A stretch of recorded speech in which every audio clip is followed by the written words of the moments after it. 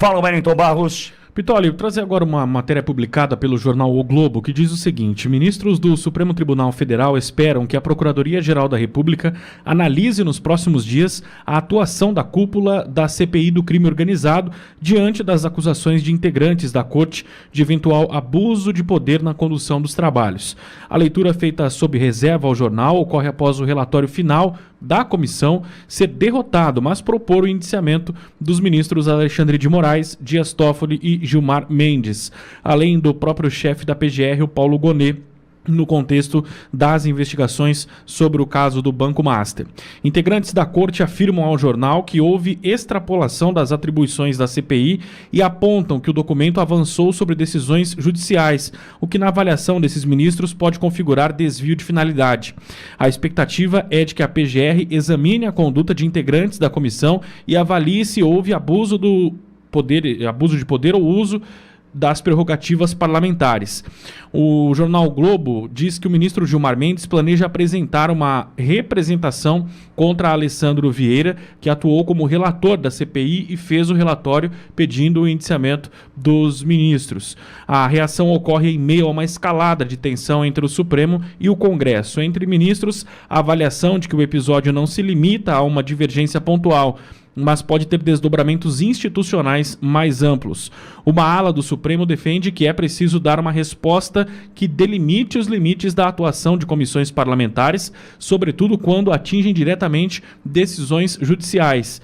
De acordo com o jornal, integrantes da corte também veem no movimento uma tentativa de pressionar o tribunal e de proferir efeitos políticos. A leitura é de que o relatório se insere em um contexto mais amplo de questionamento ao STF, o que, segundo esses ministros, exige uma reação proporcional e institucional. Então, nós já falávamos aqui em relação à atuação desses ministros, as respostas dadas tanto por Dias Toffoli quanto por Gilmar Mendes ao relator Alessandro Vieira, e agora essa informação de que Gilmar Mendes espera da Procuradoria-Geral da República alguma decisão, ou pelo menos a abertura de algum tipo de inquérito em relação à cúpula da CPI do crime organizado. Barros, será que ele tem acesso a esse elevador aí, que os caras... Deve ser o céu, deve ser o paraíso, algum lugar intocável. Porque essa turma, eles se sentem o quê? Deuses? Tem a certeza de que são deuses? Eu vou tentar aqui ser bastante claro da minha posição. Ontem, no final do Primeira Página, aliás, se você ainda não assistiu, tá muito legal a Primeira Página, hein? Segunda a sexta, 5 da tarde, Max Cardoso, Eduardo Salles, Zizi Martins e eu ali, com muita informação, análise. Olha, muito legal o programa, muito legal. No final eu disse, um dia ruim para o meu inimigo é um dia bom para mim. Me perdoe, mas o que eu vou pensar? Por mais que eu busque a santidade todos os dias, às vezes eu insisto em errar, fazer o quê? Mas quando eu olho para um momento como esses caras, o momento que esses caras enfrentaram ontem, Gilmar Mendes, Dias Toffoli, Moraes e Gonet, poxa, eu tenho que entender, um dia ruim para o meu inimigo é um dia bom para mim. Olha o que esses caras já fizeram com a gente ao longo desses últimos anos. Chuto aí 7 anos, desde o dia 14 de março de 2019, e o inquérito das fake news.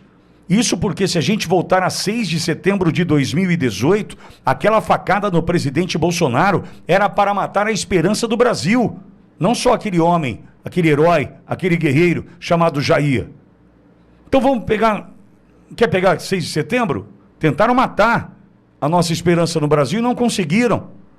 Aí, 14 de março de 2019, inquérito das fake news. De lá para cá é só porrada, bicho. Só porrada. Tá bom, diante disso, vamos lá. Quem é que poderia pedir o indiciamento de ministros do Supremo? Tem alguém? A gente está falando de uma comissão parlamentar de inquérito dentro do Senado da República, com composição legítima, presidente, relatoria, membros, enfim. Quem é que poderia? Se chegaram à conclusão de que deveria ser pedido o indiciamento, embora o relatório não tenha sido aprovado, me diz, e aí? Quem é que pode pedir o indiciamento destes? A gente não pode duvidar da conduta desses caras, é isso que vocês estão querendo me dizer? A gente não pode duvidar, questionar a conduta desses iluminados? Gilmar de Calcutá, né, o Toffoli II, a gente não pode. Mas vamos lá. O lado dessa notícia, nós temos um Gilmar Mendes, que teve o pedido de indiciamento por parte do relator Alessandro Vieira, entregando um pedido pro Paulo Gonet, que por omissão também teve seu nome colocado como pedido de indiciamento por parte de Alessandro Vieira. Então, pera um pouquinho. Gilmar Mendes vai pedir pro Paulo Gonet para dar uma ferrada no Alessandro Vieira. Ou seja, os dois, além de Toffoli e Moraes, com nomes expostos pela CPI do crime organizado, os dois vão ferrar o relator, é isso? E a gente vai aceitar numa boa. Eles não podem ser questionados? Eles não podem ser colocados ali numa condição de dúvida? É isso mesmo? Eu já tratei dessa forma aqui ontem, né, e entendo ser desnecessário, mas enfim, eu vou insistir num ponto. Se vocês não devem absolutamente nada, sirvam de exemplo, escancarem aí sigilos bancários, fiscais, telefônicos, telemáticos, escancarem, mostrem pra gente. Estão duvidando de um ministro do Supremo Tribunal Federal do Brasil? Estão. Quebre os meus sigilos.